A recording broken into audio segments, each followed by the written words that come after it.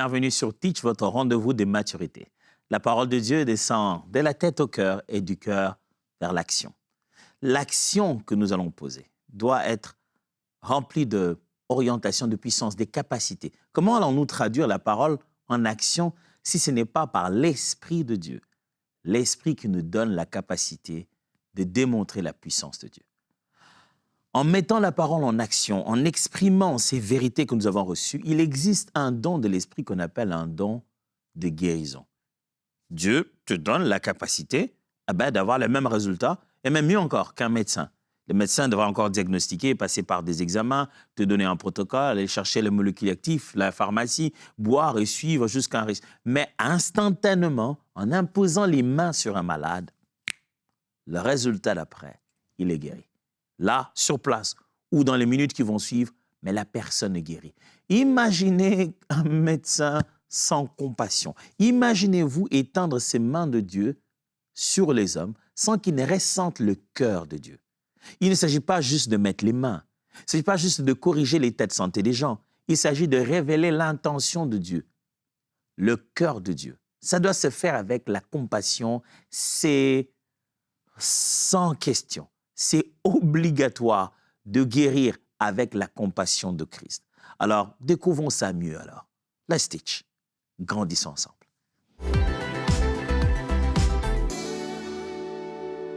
Quand la compassion guide, mène, conduit la guérison, elle devient plus sûre, plus rassurante. Quand la personne qui vient là pour exercer la guérison vient avec un cœur compatissant, vous obtenez quelque chose, je veux dire. Le résultat vous rassure. Vous vous questionnez plus. Est-ce que c'était Dieu?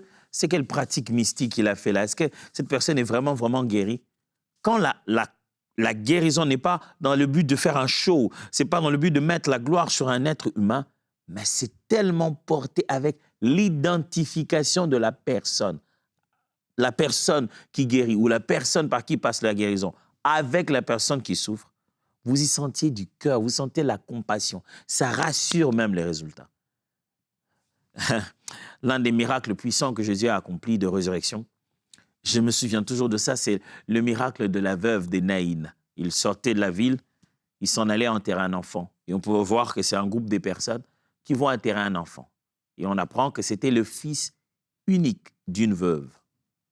Jésus aussi se promenait, s'en allait, entrait avec sa cohorte, en fait, il avait ses disciples avec lui et tout le monde. La Bible dit que Jésus, il va toucher ceux qui tenaient le corps de l'enfant, qui portaient le cercueil, pour ainsi dire. Il le touche et ils vont baisser le cercueil par terre. Et Jésus va ressusciter cet enfant et le redonner à sa mère. Mais qu'est-ce qui le guide à ça? La Bible dit Jésus a vu cela, il a eu compassion. Vous vous souvenez? Jésus plusieurs fois fait des miracles, la Bible dit il a eu compassion. Il a eu pitié. Il a été touché dans son cœur. Des fois, je me demande, je ne peux pas affirmer ça, mais je me demande si ce n'est pas parce qu'il y a moins de compassion qu'il y a moins de guérison. Parce que la quête à la guérison aujourd'hui, c'est plus la quête à la notoriété. Un résultat qui confirme que je suis plus proche de l'appel authentique de la Bible que toi. Que je suis vraiment comme au temps des apôtres, au temps de la Bible. Que moi, vraiment, la Bible que je lis, ça démontre le mieux. Moi, je suis vraiment dans la vérité. C'est pourquoi les malades sont guéris. Pas parce que les malades souffrent. Pas parce que les malades n'arrivent pas à évoluer. Pas parce que les malades sont limités. Pas parce qu'on s'identifie à la douleur que leur inflige le diable par l'ignorance en les bloquant sur des choses qui leur appartiennent déjà. Pas ça. Pas cette sensation de se dire « je ne peux pas tolérer l'injustice ». C'est injuste, Satan, tu n'as pas le droit de faire ça. Pas ça. Juste, je veux faire une démonstration de puissance ici. Et on saura que moi, je suis bon. C'est déjà pas la bonne motivation.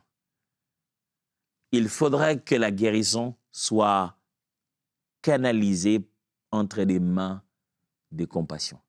Il faut ressentir à l'intérieur, comprendre, saisir que les dons de guérison se communiquent le mieux par une motivation de compassion, une identification à la personne, se sentir comme eux, se mettre à leur place, Ça te met en position de devenir un véritable canal de guérison. Dieu veut guérir les gens au travers de toi. Peut-être qu'il faut qu'il guérisse d'abord ton cœur pour que tu sois capable de reconnaître la compassion. Tu comprennes ce que ça signifie l'identification aux gens. Que tu vois, c'est par quoi une personne passe et tu te dises, wow, je sais très bien. Je ne sais pas si ça vous est déjà arrivé. Quelqu'un vous parle et vous avez envie même de l'arrêter, de lui dire, attends, je peux même compléter tes phrases. Ce que tu me dis, c'est exactement ce par quoi je suis passé. Ma mère a souvent fait ça. Je l'ai souvent entendu, quelqu'un lui dit, ah maman, pour tout, tu sais, je ne me sens pas bien, j'ai ça. Et elle fait ça. Sa médecin, hein, tu vois, elle devient médecin, elle ne l'est pas. Mais c'est là qu'elle commence à décrire les symptômes de la personne. Elle dit, ah, après tu as mal au dos, oui, quand tu essaies de te courber comme ça, elle dit, ça, je suis sûr, elle va donner son diagnostic. Pourquoi? Parce qu'elle en a souffert, elle a souffert de tellement de choses, elle a tellement causé avec des médecins qu'elle a commencé à diagnostiquer les gens. Et pour la plupart, le croire ou non, pour la plupart, elle a raison. Elle est souvent sur la bonne voie. Je dis, non, ce type de douleur-là que tu as, non, ça, c'est pas la malaria. Ça, c'est d'être la typhoïde. C'est pas... Je dis, ah, maman, par quelle compétence, par quelle médecine tu as fait? L'identification. Souvent, vous voyez même que les médecins qui tentent d'aider quelqu'un se rendent compte que le cas de sa maladie est très, très virulent. Et tout ce que le médecin lui dit, il a l'impression de ne pas assez le consoler. Et le médecin lui propose de pouvoir accéder à un groupe, de participer à des réunions, des personnes qui ont plus ou moins la même situation.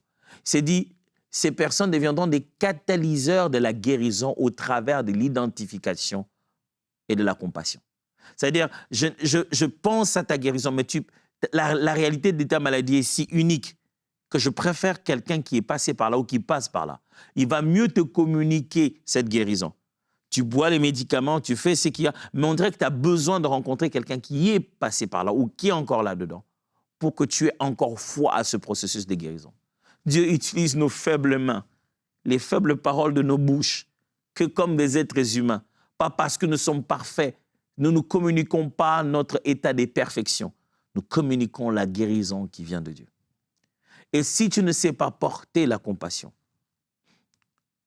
et si tu ne sais pas mettre cette identification dans ton cœur en te disant « j'aurais pu être là, et si j'étais lui là dans cette situation, comment j'allais me sentir ?» Vous savez, Jésus guérit. Il dit « mais pourquoi vous dites que les sabbats ne doivent pas guérir les gens ?» Cette fille d'Abraham, que le diable a retenue pendant autant d'années, on ne pouvait pas les libérer aujourd'hui parce que vous voulez faire de la religion. Vous imaginez ça? Comment Jésus s'est mis en peine pour cette famille? Elle souffre depuis longtemps. Vous voulez donner encore un jour de plus, rien que pour que vous puissiez continuer votre religion, sans vous demander si je vais passer par là ou pas, si j'aurai encore l'occasion de le rencontrer ou non. Vous ressentez comment il s'identifie à la douleur des autres. Dieu vous a appelé à guérir des malades. Oh oui, que ce soit physiquement ou émotionnellement. Mais vous ne pouvez pas porter la guérison sans compassion. Si j'en parle en termes de guérison émotionnelle, ça donnera encore plus de sens, n'est-ce pas? Parce que vous ne pouvez pas vraiment aider thérapeutiquement quelqu'un sans une véritable écoute emphatique. Vous devez vous identifier. Vous devez vous mettre à sa place. Il doit se sentir, j'allais presque dire aimé, mais au moins porté. On doit avoir été capable d'interpréter son ressenti. Lisons la Bible. Matthieu chapitre 14, verset 14. Quand il sortit de la barque, il vit une grande foule et fut ému de compassion pour elle. Et il guérit les malades. OK. Pourquoi Jésus guérit les malades? Réponse simple. Ému de compassion. Ils sortent de la barque, Jésus regarde. Wow! Beaucoup de gens comme ça? Waouh! Ça veut dire que les gens souffrent. Les gens souffrent vraiment. Quand vous voyez beaucoup de gens, vous dites quoi? Quel plat! Il y a tellement de gens. Waouh! L'événement est grand.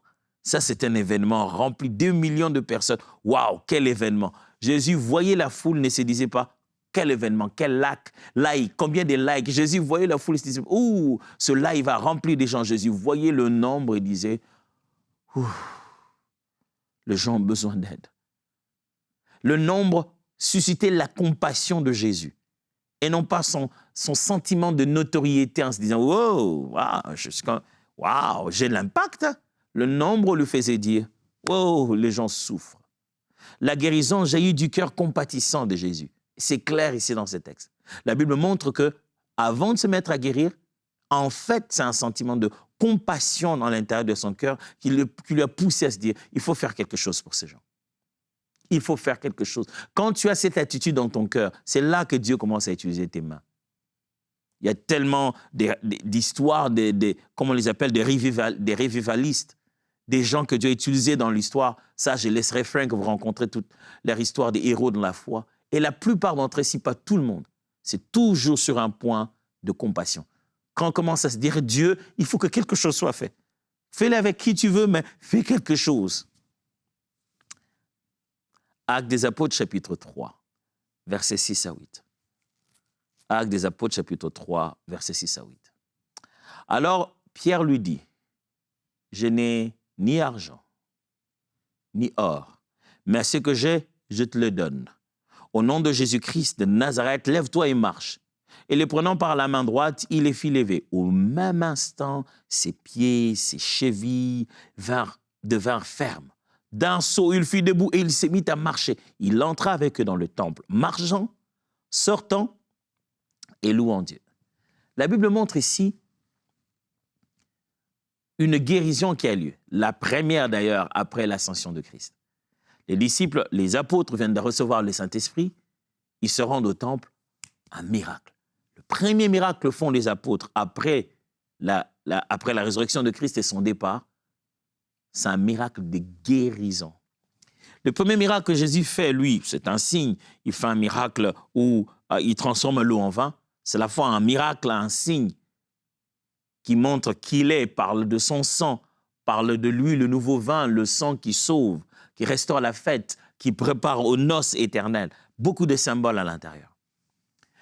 Mais la première fois que les disciples font un miracle après l'effusion de l'Esprit, c'est qu'ils guérissent.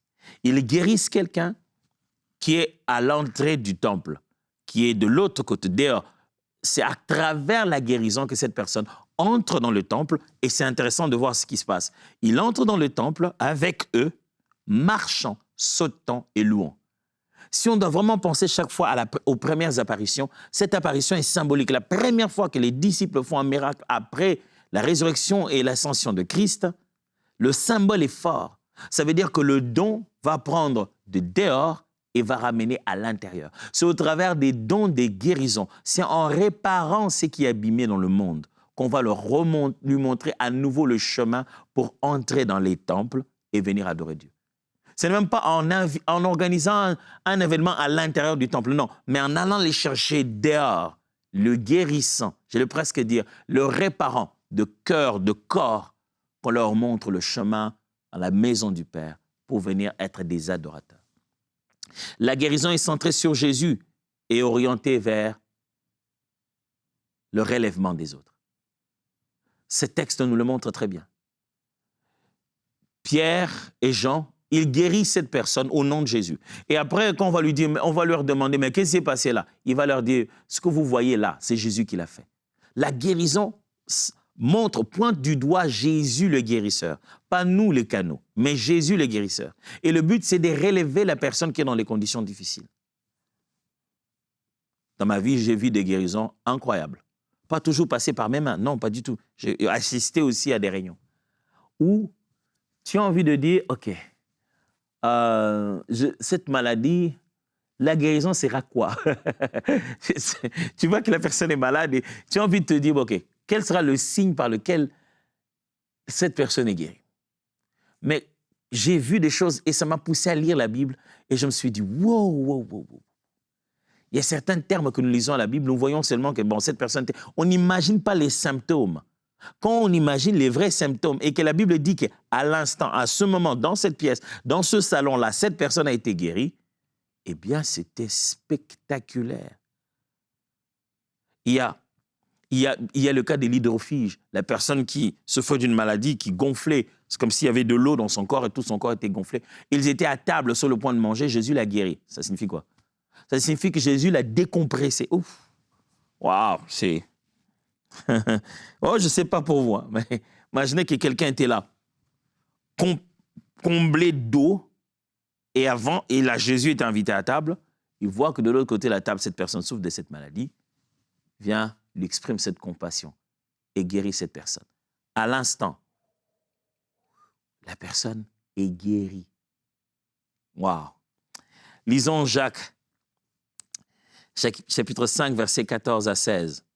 Jacques 5, 14 à 16. La Bible dit, « Quelqu'un parmi vous est-il malade, qu'il appelle les anciens de l'Église et que les anciens prient pour lui, en loignant d'huile au nom du Seigneur. La prière de la foi sauvera le malade, et le Seigneur le relèvera. Et s'il a commis des péchés, il lui sera pardonné. Confessez donc vos péchés les uns aux autres et priez les uns pour les autres, afin que vous soyez guéris. La prière fervente du juste a une grande efficacité. » Jacques leur donne une exhortation très forte. Il leur dit, voilà comment la guérison peut circuler parmi vous à l'Église. Vous n'avez pas besoin d'aller loin. La guérison circule déjà au niveau de les uns les autres. Ce niveau-là existe. La guérison les uns les autres. Vous priez pour moi, je prie pour vous, et la guérison circule déjà à ce niveau-là. Sans campagne d'évangélisation, sans quoi que ce soit. Juste au niveau de la relation frères et sœurs, la guérison circule déjà. Puis, il y a aussi cette relation où ceux qui sont anciens dans l'Église ont le droit de prier pour vous en vous oignant d'huile. La guérison circule aussi par cette, je l'ai presque appelé ça, cette hiérarchie, mais par ce système de la croissance de l'Église, cette gouvernance ecclésiastique que Jésus a placée. Ces personnes qui sont placées en position d'autorité pour les âmes, la guérison circule aussi au travers de ces personnes-là. Et chaque fois, il revient sur deux choses. Il parle de la prière qui sauve les malades, la prière du juste qui a une grande efficacité. Et quand il parle de sauver les malades, il ne parle pas seulement de sauver physiquement, il parle aussi même du pardon de ses péchés. Frère, la guérison est déjà à l'Église. Jacques montre que la guérison est à l'Église à plusieurs dimensions. La guérison sévit en communauté, avec la prière et les soins pastoraux. La guérison, ce n'est pas seulement l'élément spécial du guérisseur qui invite tout le monde dans ces grands événements. Non, la vie normale de l'Église, la guérison circule dans les soins pastoraux. Les visites d'aller voir le frère et la sœur, comment elle va, de s'appeler au téléphone, la puissance de la guérison fonctionne déjà par l'exaucement des prières des justes. Alors, 3 choses à dire. Premièrement, la compassion. La guérison commence par voir la personne, pas par chercher un miracle. Je vais apprendre ça. La compassion. Le secret de la manifestation de dons des guérisons, c'est la compassion. Et la guérison commence par ta capacité à voir la personne. Par le terme voir, le verbe voir, je ne parle pas d'user de ses yeux, je parle d'observer, d'être captivé par sa situation, de s'arrêter et de l'avoir vu. Touché par lui, s'arrêter sur son cas. C'est d'abord ça, pas chercher un miracle. Ce n'est pas parce que je cherche un miracle, oh Dieu, quel est le miracle que tu vas accomplir aujourd'hui? Non, mais c'est parce que je suis captivé par cette situation. Captivé par son cas. Je dis non, Seigneur, ça ne peut pas finir comme ça. Quelque chose peut être fait. Ça m'a captivé. Ça me pousse à servir, à guérir cette personne-là, à apporter la guérison. Pas parce que je me dis, il faut qu'il y ait un miracle. Il faut quand même qu'il y ait quelque chose qui va dire que Dieu était là. La compassion rend la justice de Dieu, sa puissance plus sûre. Quand on a la compassion, les gens sont rassurés lorsqu'on manifeste la puissance de Dieu. Parce que aimer quelqu'un, c'est déjà commencer à le guérir. Des fois, les gens n'ont le problème ni dans les jambes, ni dans le dos. Le problème dans le cœur. Aimer quelqu'un, c'est déjà entamer sa guérison. Parce que Dieu a tant aimé le monde qu'il a donné son Fils, Jésus.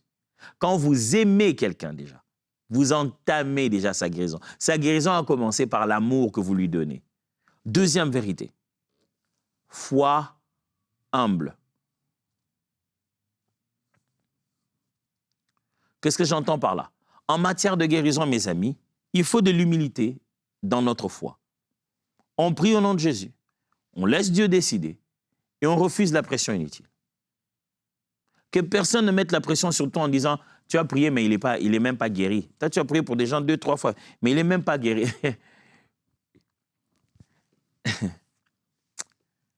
Combien les médecins dans le monde se glorifient d'être plus expérimentés à cause du nombre de fois où ils ont échoué. Dit, non, mais avec le temps, moi j'ai beaucoup d'expérience.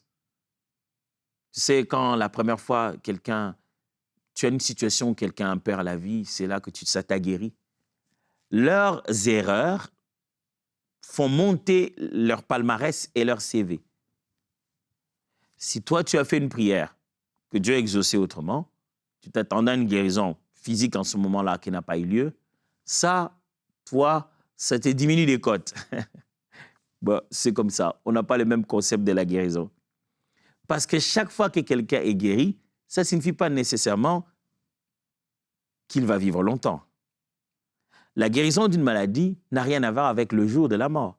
Parce que le jour où quelqu'un meurt, il meurt parce que son temps est arrivé. On peut avoir vraiment guéri quelqu'un, se sent bien, et puis le Seigneur demande son âme.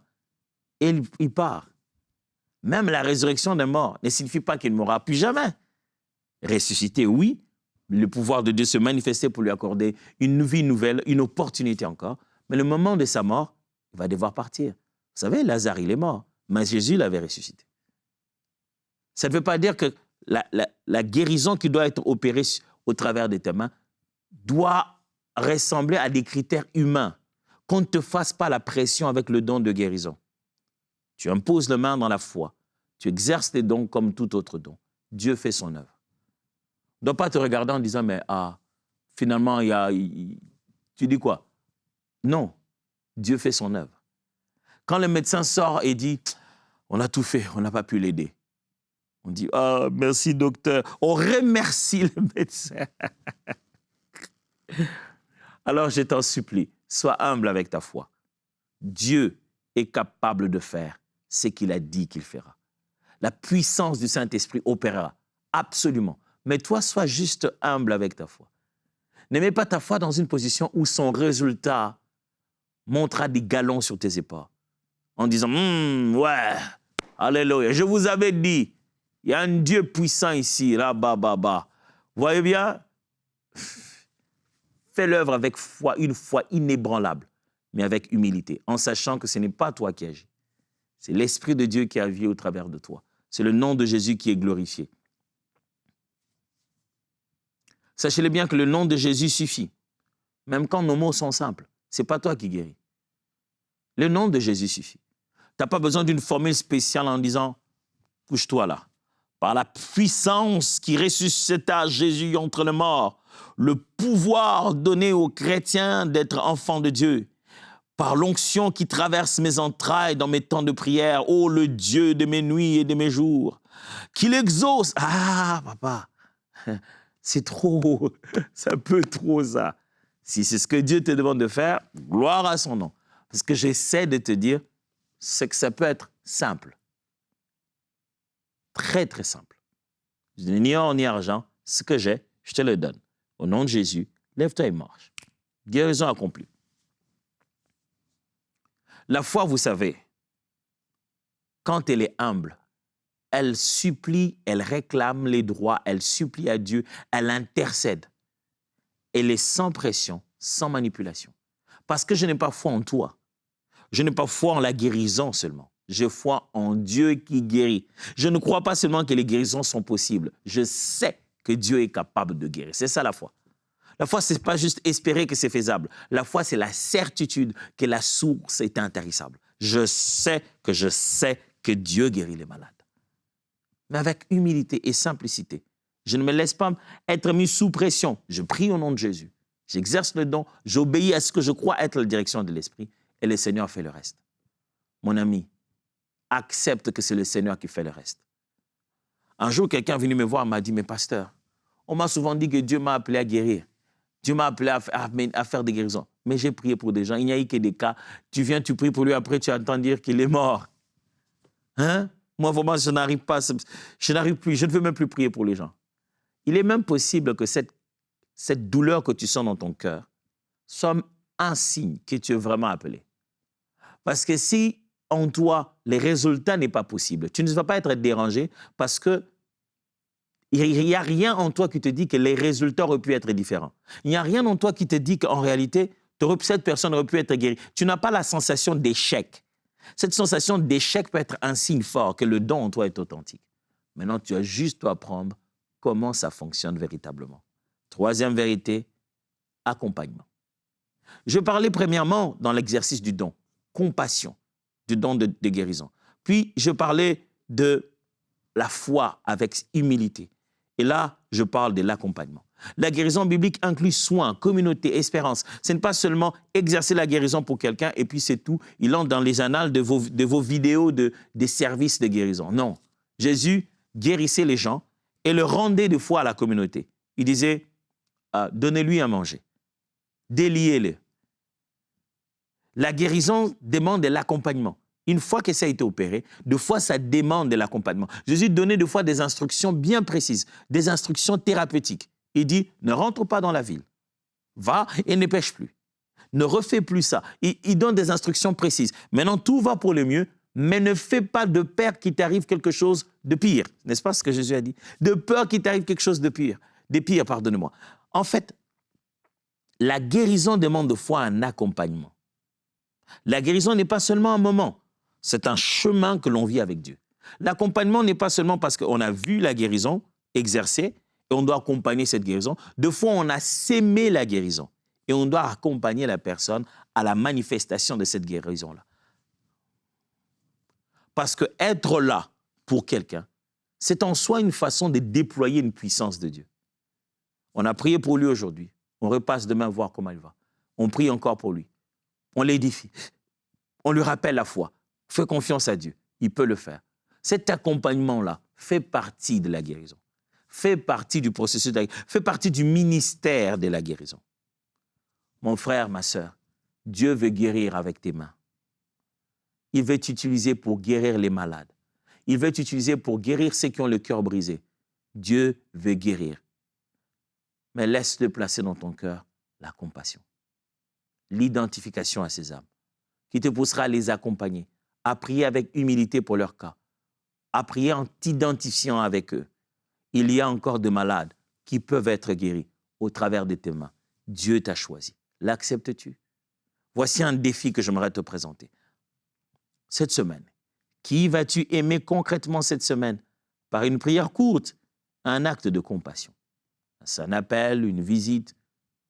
Peut-être que tu aurais dû aller dans un hôpital et prier pour les malades. Je ne veux pas que tu ailles là-bas d'abord. Je veux que tu ailles dans le domaine de la compassion.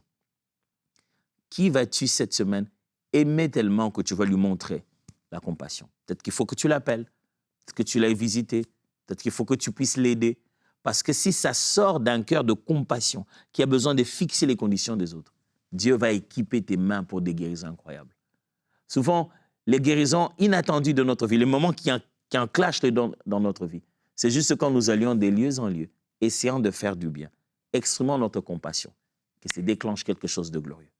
Demain, on va parler de quelque chose d'autre et ça va être intéressant. Pour aujourd'hui, Dieu vous bénisse.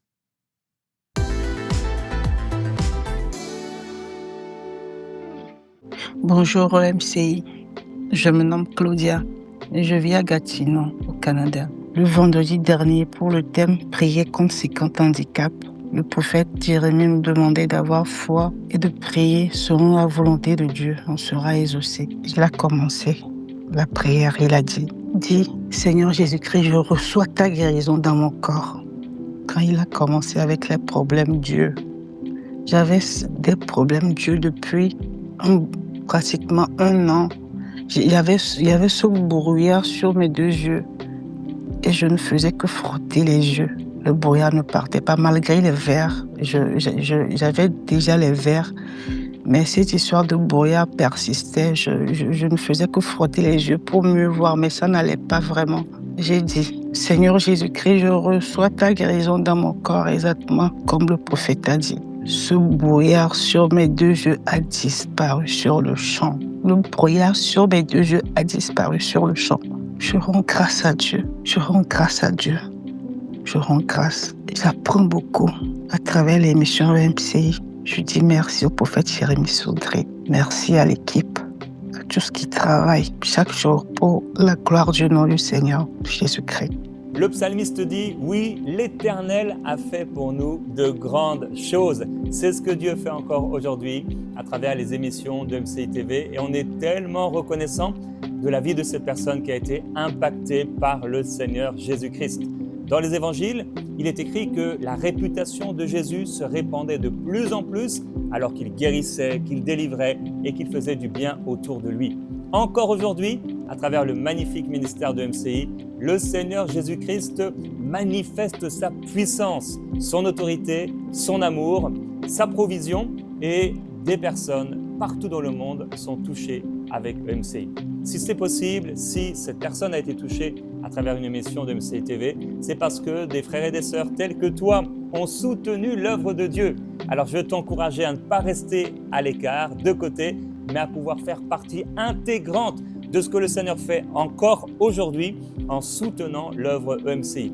Tu peux aller dès maintenant sur emcitv.com/don, devenir partenaire avec cette grande vision du Seigneur afin que la réputation de Jésus se répande encore aujourd'hui. Que Dieu te bénisse. Dès maintenant, rejoignez la famille des partenaires qui donnent pour voir des vies transformées partout dans la francophonie. Pour faire votre don, rendez-vous sur emcitv.com/don.